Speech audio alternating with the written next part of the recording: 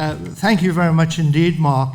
Just an advance notice, the screens are at the side of the room, so if you can't see a screen, you may be missing something. I know many of you will already have a mental map of the world, but I'm not sure if you have a mental map of the world in 750, 1100, and 1500, which is what some of the maps will be.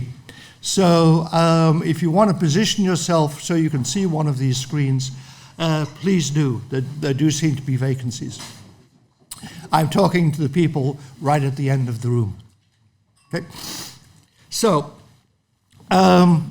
what I want to talk about is Christian-Muslim relations, or the relations of probably more Christendom, a cultural and political area influenced by Christianity, and we should probably also use the term Islamdom. That is an equivalent world affected. Not all the things Muslims and Muslim-majority countries do are specifically Islamic. But I want to look at the history of these relations, so I'm going to cover 1,400 years of world history in the next 15 minutes. So I will generalize and lack nuance. And why is this important? America tends to be, of all the countries and cultures in the world, the one that pays less attention to history. Americans will say, "Oh, that's history," meaning it doesn't matter. Whereas everybody else in the world will say, "That's history," which means that that's central to what's going on. And so we often don't do that. But you will find in dealing particularly with radical Islam, and that's mainly what I'll be focusing on, tons of historical reference. One example, in Afghanistan, we've been talking about ISK, the Islamic State K, or ISIS-K. This is rhetorical. Well, you can. What's the K stand for? Khorasan. What's Khorasan? We'll get to what's Khorasan. Years ago, Saddam Hussein called George W. Bush Halugo. What's he talking about? Well, actually, the Mongol leader who leveled Baghdad. So that you find all these references, historical references, which are very meaningful, not only to radicals, but their audiences. And we often don't know what they mean. And we should. There is, I don't know if you've ever looked at Ambrose Bierce's book, The Devil's Dictionary. I strongly advise it. It has a very high level of sarcasm. And the entry under war says this. It says, war. War is God's way of teaching Americans geography. And I think it should also be God's way of teaching Americans history. So we will begin with this. Muhammad, Islam's prophet, was successful. He was successful as a religious leader. He started what is the world's second largest religion. He was successful as a political leader. If you see the map, the dark purple area, that was the area controlled by Muhammad and his followers at the time of his death. So he was also successful as a military leader. And that success continued. If you look at the middle purple area, this was the extent of Muslim rule, approximately, we'd be looking here, about 60 years after Muhammad's death. If you look at the entire purple area with the light purple you see over there in Spain and east in China, that's the situation in 750. Okay, so you're seeing control from the Atlantic to, and the eastern boundary of that is in India and China. So from China to the Atlantic in 1 century. This rapid conquest, indeed, it misses some things. It's just showing control of Spain, which lasted for 800 years. But But in 732, 100 years after Muhammad's death, there were Muslim armies 120 miles south of Paris. So you have this major expansion. Now, we don't like empires generally, but my comment isn't so much that this was a terrible thing. The point is, if the Persians could have done this, they would have done. If the Byzantines could have done it, they would. That's what empires do. The main thing I want to focus on is just the success. An empire from China to the Atlantic Ocean in 100 years. So there's this major spread. Next slide. This is the situation in 1100. And those of you with good eyesight will notice a green line which goes down the coast of Spain, down West Africa, across Africa, down the east coast as far as Mozambique, then up again into India, and then moving into Central Asia. This is the area controlled by Muslim rulers in the year 1100. Next slide. We're leaping ahead here to 1500. You see that same line. Now it's moved into West Africa. It's coming down into Nigeria, again down the east coast of Africa, including Mozambique, then taking in 90% of what is India, then moving across to Malaysia, parts of Thailand, Indonesia, and the southern Philippines, right through Central Asia, and then expansion into Europe.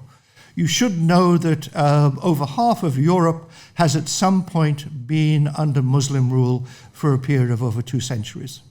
That is often a thing which is forgotten. If you want to know why people in Hungary get worried about immigration, largely Muslim immigration, it's because they were ruled by the Ottomans for centuries.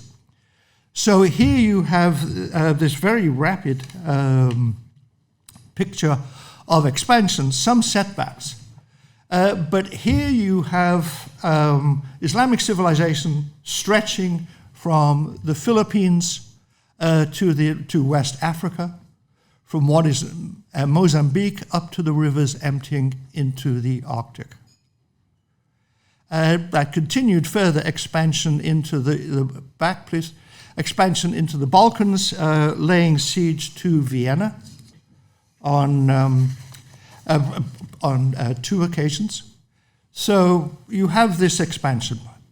So with Islam, this is oversimplified, but there is an expectation of success. The theme of long suffering is much less a theme in Islam than it would be in Christianity.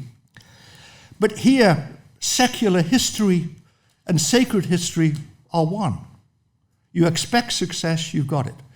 You have 1,000 years of stunning success. Not only do you have control, this is not one country, of course, there's all sorts of fiefdoms and there's wars going on inside it. But it's definitely Muslim and Islamic. It's also militarily the most powerful, politically the most powerful, it's the richest, most of the trade is there, and culturally, at least in its earlier centuries, culturally and intellectually it was very powerful. It really had no challenges. China remained within its own border. The sort of Christian-controlled part of Europe, the cold and wet northwest, wasn't really much of a challenge. So here you have the situation roughly 1,000 years after Muhammad's death. Then things changed. They changed slowly. History doesn't immediately turn round. They started to lose more battles. Then they started to lose more battles than they won. And then in headlong retreat. So what happens? Firstly, Muslims are driven out of Spain. And finally in 1492, that was the last sort of Muslim-controlled area in Granada was defeated.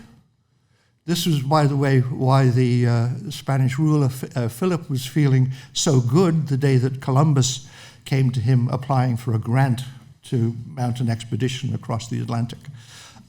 Same city, same time. So pushback in Europe, gradually pushing back in the Balkans. The Russians start pushing the Tatars south into what is now Ukraine, start taking over Central Asia. So the pushback over the remaining Christian majority lands. And then the phenomena we call colonialism. I think it's a bad term. I think we should just use the old term imperialism, because colonialism implies this is a new phenomenon in the world. It's not, it's the same old phenomena. What is different is it's largely maritime. Most empires conquer the people next door on the landmass and go overseas like the Aegean, but basically it's that. What was unusual about the Europeans is they were sailing to these places. So that the Portuguese, largely to get round the fact that having to trade with the East, you had to trade through 5,000 miles of Muslim lands, and which was fine. People were trading, they weren't making war against each other all the time, but it cost a lot. So, Columbus wanted to try and sail around the Islamic world to reach the East.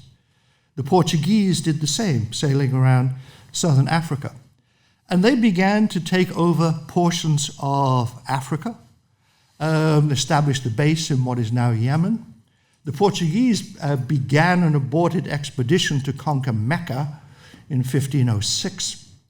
And then Portuguese then go on, establishes bases in India, then on to Indonesia. The Dutch start doing the same, the British start doing the same. So in the end, large chunks of Africa, of India, the Indian subcontinent, Malaysia, Indonesia, were controlled by European powers. That is for Muslims and for many Christians, that is Christian powers. When India was taken over, the majority of the rulers were not Hindu but Muslim. So you're having a displacement throughout the world of Muslim rulers by Christian rulers. And this was often interpreted in religious terms. So you're getting this reversal. You can't put a specific date, as I mentioned. History does not turn on a dime. But if I wanted to put one symbolic date for this, I would pick September the 11th, 1683. This was the failure of the Second Ottoman siege of Vienna. And again, I don't know your background teaching, but so many people I find simply do not know that. When Martin Luther was writing about the Turks, they weren't that far away from where he was writing, 100, 150 miles. He wasn't talking about people in Turkey. So, but this was the failure of the Second Siege of Vienna. The Ottomans had been on the gates of Vienna before, but withdrew. But this time they suffered a bad defeat and fled and left their camp behind, which one story has it is how the Europeans discovered coffee, because it was left behind there. So, but the Turks, then, they were driven out of Austria, driven out of Hungary, driven out of what is now Serbia, Bosnia, Romania. Greece fought for independence. So this movement goes on. So one phase is sort of the European powers pushing back. A second phase is colonialism or maritime expansion of a takeover by nominally Christian powers over nominally Muslim powers right throughout the world. And then things get worse yet. Next. Oh, so that's just to illustrate. That's at the height, the portion of the world ruled by Muslim leaders. Next. Now, if we move on to the beginning of the 20th century, after the First World War, if you remember the Ottoman Empire, at least its remains, allied with Germany and Austro-Hungary, that is, they allied with the losing side. And so, as usual in these conflicts, it was carved up. so that France and Italy had already taken over portions of North Africa. After the First World War, France was given control over what is now Lebanon and Syria. The British were given control over what is now Israel, the Palestinian areas, Jordan, Iraq, parts of Saudi Arabia. And Egypt was nominally independent, but the British remained a power there. They managed to hang on for 150 years after they defeated Napoleon there, by promising to leave in 10 years' time.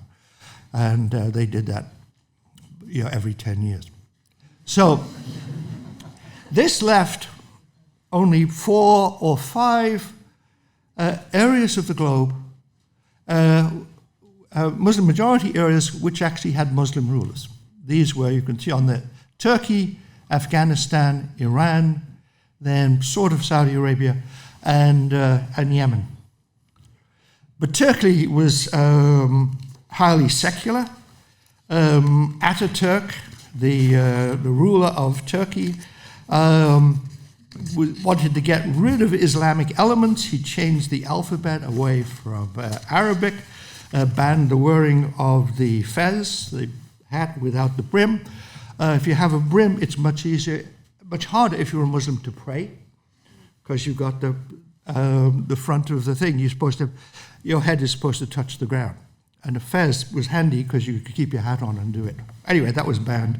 And on March the 3rd, 1924, Ataturk abolished the Caliphate, the nominal ruler of all the Muslims, an institution which had existed for 1,300 years. He gets rid of it. So Turkey doesn't really count. It's highly secular. Iran has some similarities. Afghanistan is sort of way out there. So this left the Arabian Peninsula, particularly after the Saudis took over in the 1920s and called it, with due modesty, Saudi Arabia. This was the only significant part of the Muslim world actually being run by Muslims in the 1920s. So if you are looking at a calendar from the point of view of many Muslims, the 1920s is highly significant. If you go through the late Osama Bin Laden's various speeches, he always refers to it.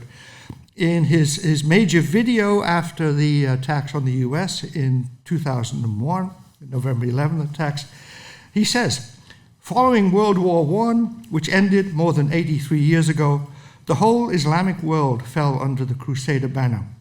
Under the British, French, and Italian governments, they divided the whole world. By and large, he's correct. But this is often the sort of history that we are not used to. So what you have is, again in oversimplified terms, in the Islamic world, 1,000 years of stunning success, followed by 300 years of crushing failure. And a period in the 1920s when, to be generous, maybe 10% of Muslims actually lived under Muslim rulers. So if you want to know why there's a lot of anger in the Islamic world, this is the reason. There is a response. Well, you invaded us first. We can go back to the map in 1500. But as any of you who are married, or many of you who are not married know, you did it first is an argument which really doesn't get you very far. So you have this situation of being put upon. Then it actually gets even worse.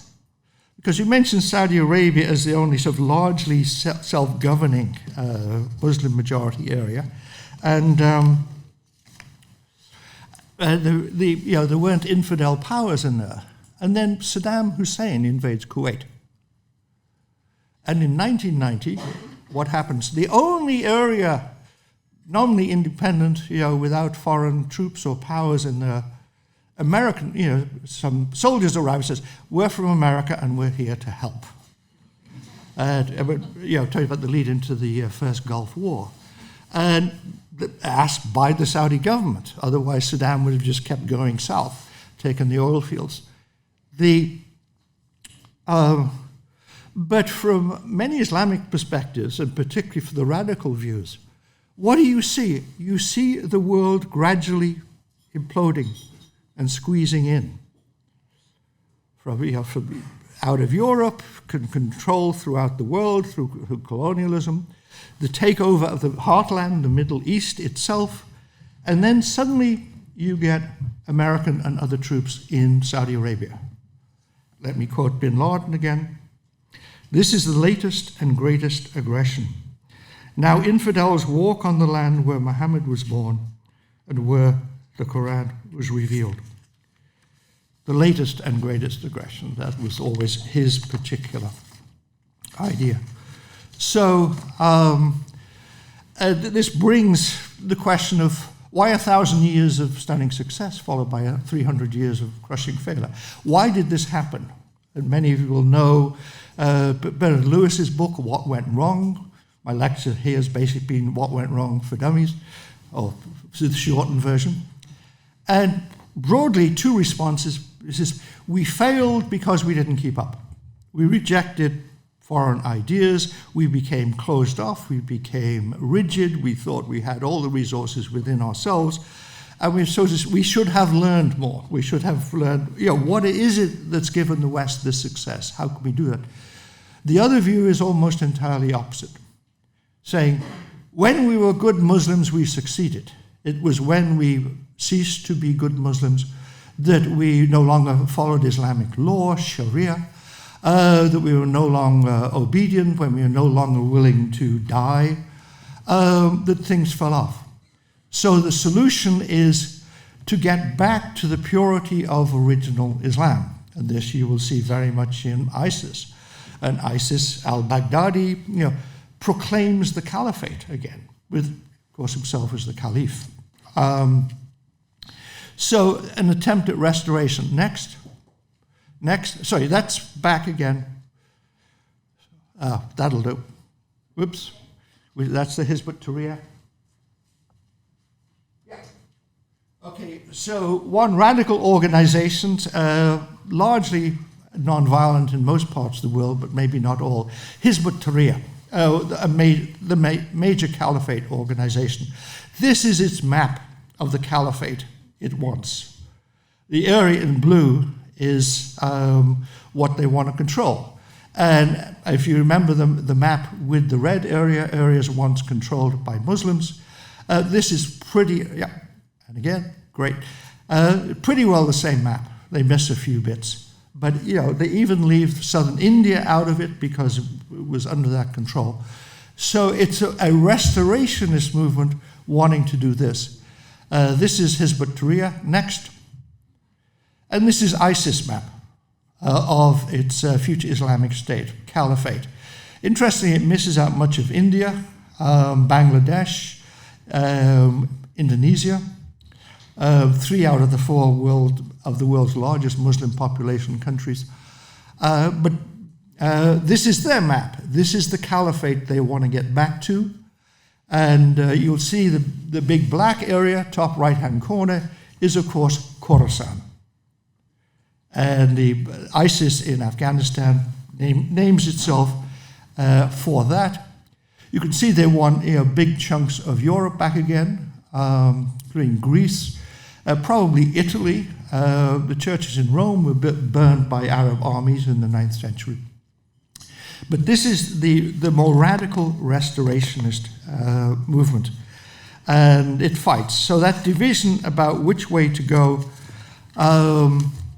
is between radical elements, and not only them, but sort of back to pure Islam as they believe it was in the 7th century, or others saying we must learn and adapt. So this is an ongoing conflict within the Muslim world, but it also provides the rationale for especially terrorist groups, but radical groups, but more generally a strong sense of grievance in the Muslim world and amongst Muslims about the relationship over the last 1,300 years, especially the last 300. So I'm just going to leave this as a sort of historical background.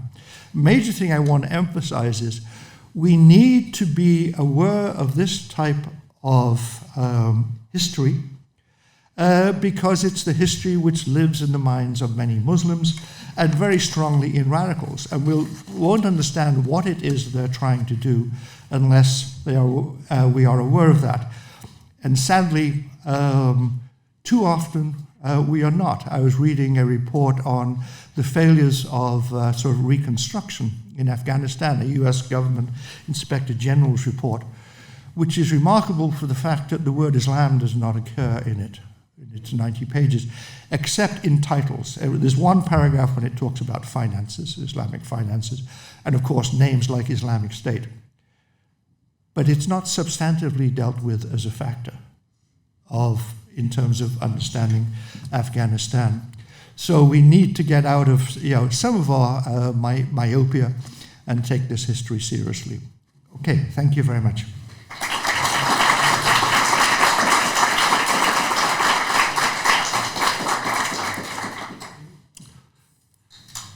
Okay.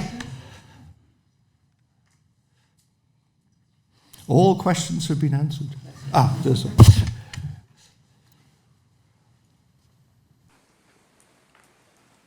Thank you. I'm Dan. I'm a graduate student at Pratt Institute.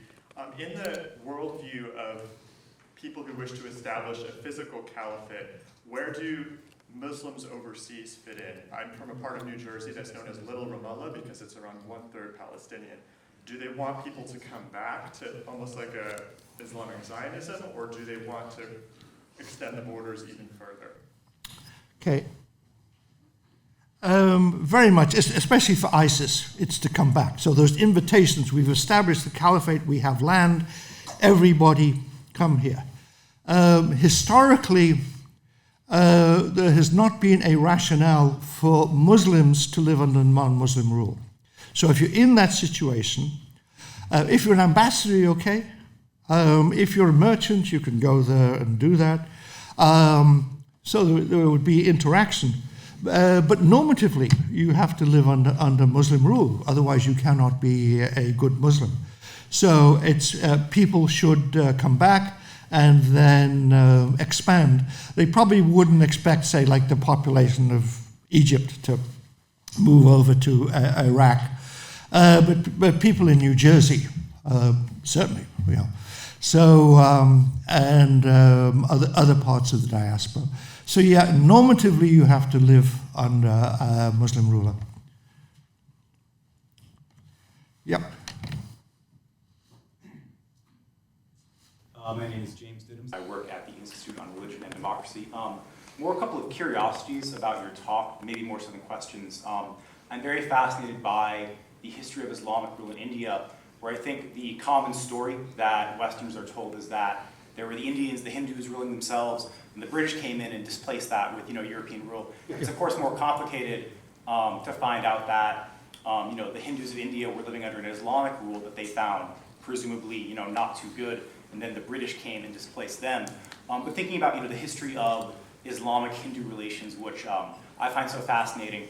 And then secondly, thinking about like in the 60s and 70s, the Pan-Arab Nationalism, like under Nasser, I don't believe they used, say, like the language of a caliphate, but that did seem to be the closest thing in modern history, not that ISIS was never actually going to achieve anything they wanted to, but who could have actually brought a really high degree of Islamic or at least Arab unity. It seems like Nasser came the closest, but I'm wondering if you have any thoughts on what the future of a Pan-Arabism or Islamism could be. Yeah, someone once said predictions are hard, especially about the future.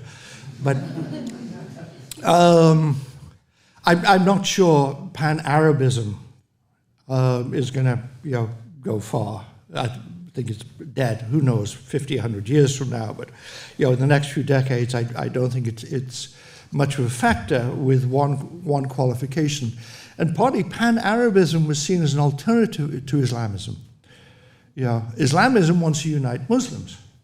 And whereas Arabism wants to unite Arabs.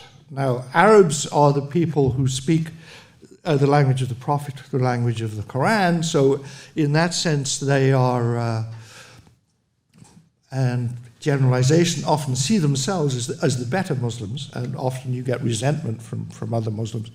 But Arab is not the same as Muslim, and there's tons of non-Arabs as well as non-Muslims in the Middle East. So it was mainly an alternative, a sort of quasi-nationalism. Can we get an Arab state which would be able to compete, say, with Turkey or Iran? Now you're getting sort of more Arab unity, at least in the Middle East, because of Iran. And again, this is another historical pattern. Iran is doing what it's been doing for almost 3,000 years, which is coming down from the mountains and trying to take over the heartland of the Middle East, the land of the two rivers. So in that sense, another historical pattern is coming back. So there's uniting against Iran, but giving concrete political form to an Arab identity, I don't think that's on the cards, at least for a while.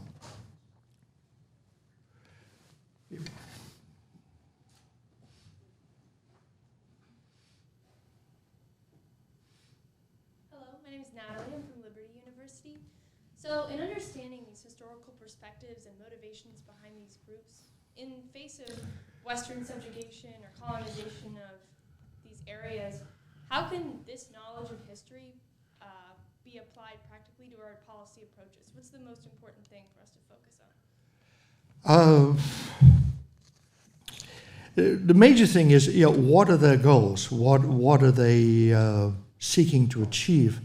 I've forgotten. She's spoken before. Mary Hayback isn't speaking at this conference. A book she has written, dealing with the worldview and hence how it affects the military doctrine of radical Islamic groups. I forget the name of the book, we can find it. But you'll find it easy. Mary Hayback, Habeck, and puts this in terms which are militarily useful. That is, what are they trying to achieve? And if you just take it now with the Taliban, this is very much the Taliban largely fit in this. Are they going to, the discussions about, how are we going to relate to the Taliban? It says, well, they want to be accepted by the world community. No, they do not. They don't care about the world community. They don't believe any such thing as the world community, is the Ummah, the Muslim world, and the infidels. But this pattern of ignoring what people say to you very clearly that they want and what they're striving for. So in terms of our diplomatic engagement, that needs to be part of that. Of course they'll make deals.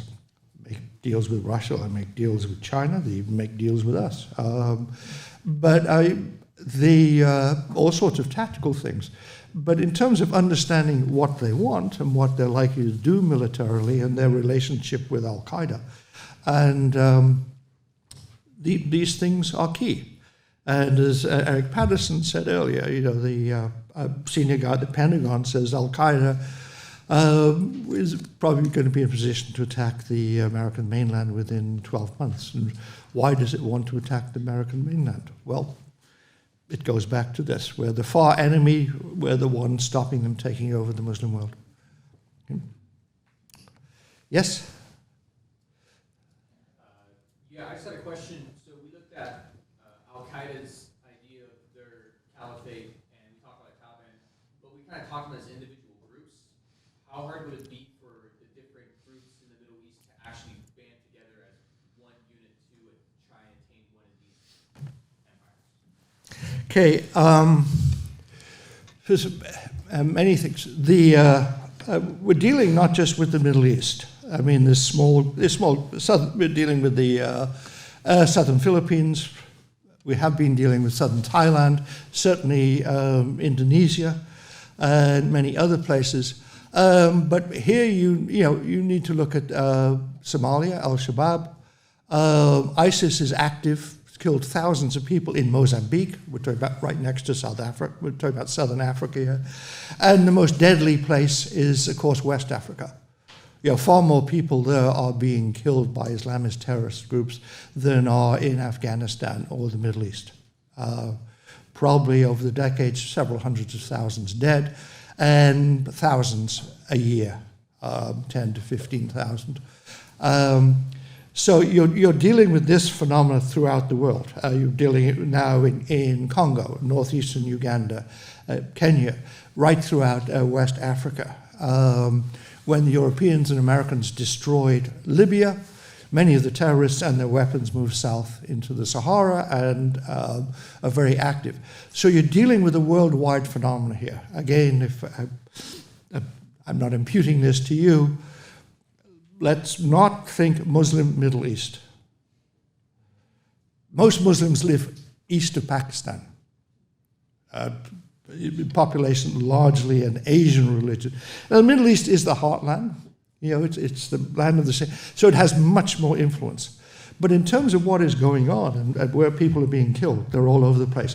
Now to your question, which I didn't repeat, but to what degree is it possible these groups can unite and reestablish and work to reestablish the caliphate? Many of these groups are in fact seeking various alliances. In West Africa, some groups are swearing fealty to Al-Qaeda, others to ISIS. And so they're attempting to unite, but in different groups, and they fight each other. And I know one senior special forces guys who said, well, at one level, you don't have to worry about these guys less because they're all going to kill each other, which they do. I mean, ISIS and Al-Qaeda fighting in West Africa. So I think the possibility, I think you can unite and engage in warfare, guerrilla warfare throughout the world and terrorism, which they're doing. To do so at a larger scale, I don't think so. There's just so much conflict. You have ISIS now fighting the Taliban and Al-Qaeda in Afghanistan. So the possibility of them achieving this is very low. Thank you, Paul. Okay.